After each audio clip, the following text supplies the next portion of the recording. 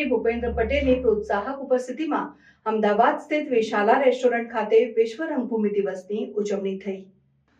વિશ્વ રંગભૂમિ દિવસે અમદાવાદ સ્થિત વિશાલાને 48મા વર્ષ પ્રવેશ કરવા બદલ મુખ્યમંત્રી ભૂપેન્દ્ર પટેલે કહ્યું કે છેલ્લા 5 દાયકાથી વિશાલાએ ગુજરાતના કલા સંસ્કૃતિ કસબને જાળવવાનો ઉપક્રમ સર્જ્યો છે, તે ખૂબ સરાહનીય છે। તેમણે વધુમાં ઉમેર્યું કે વડાપ્રધાન નરેન્દ્રભાઈ મોદીએ આપેલું વિકાસ ભી વિરાસત ભીનો મંત્રને આ કાર્યક્રમ થકી સાકાર થયો છે।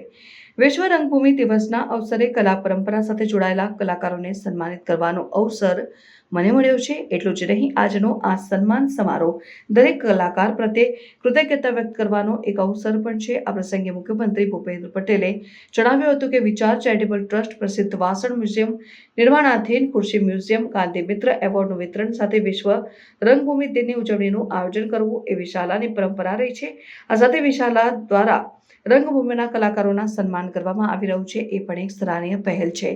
મુખ્યમંત્રી ભૂપેન્દ્ર પટેલે આ આયોજન બદલ સુરેન્દ્રભાઈ પટેલ અને તેમજ ટીમ વિશાલાને અભિનંદન પણ પાઠવ્યા હતા। રંગભૂમિના યોગદાન વિશે વાત કરતા મુખ્યમંત્રી ભૂપેન્દ્ર પટેલે કહ્યું કે નાટક એવી સક્ષમ કલા છે જે મનોરંજનથી ઉપર ઉઠીને સમાજમાં ક્રાંતિ ફેલાવી શકે છે।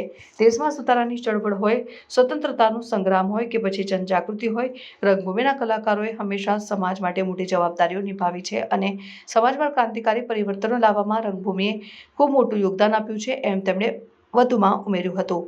આ અવસરે મુખ્યમંત્રી ભૂપેન્દ્ર પટેલના હસ્તે ગુજરાતી રંગમંચના 11 પ્રખર કલાકારો જેમ કે રાગિણી શાહ, હરીશ ભીમાણી, સિદ્ધાર્થ રાંદેરિયા, જયમિની ત્રિવેદી, સુભાષ બ્રહ્મભટ્ટ, દીપ્તિ જોશી બ્રહ્મભટ્ટ, જપસ્વિની શુક્લ, વિહંગ મહેતા, સતીશ દેસાઈ, એસ એકાત્રીસ, સ્મિતા શર્મા અને યુવા કલાકારો કરણ પટેલ અને જીયા ભટ્ટને સન્માનિત કરવામાં આવ્યા હતા। આ સાથે ગુજરાતી રંગભૂમિના જાણીતા કલાકાર પદ્મશ્રી તુષાર શુક્લ અને કલાગુરુ ઇલાક્ષી ઠાકોરનું પણ વિશેષ સન્માન કરવામાં આવ્યું હતું। આ અવસરે મુખ્યમંત્રી ભૂપેન્દ્ર પટેલે સન્માનિત થયેલા કલાકારો તેમજ સૌને વિશ્વ રંગભૂમિ દિનની સૌને શુભેચ્છાઓ પણ પાઠવી હતી। આ પ્રસંગે મુખ્યમંત્રી ભૂપેન્દ્ર પટેલે વિશાલામાં આવેલા સંગ્રહાલયની મુલાકાત લીધી હતી અને કલાકારો દ્વારા પ્રસ્તુત કરવામાં આવેલું મયુર નૃત્ય પણ નિહાળ્યું હતું।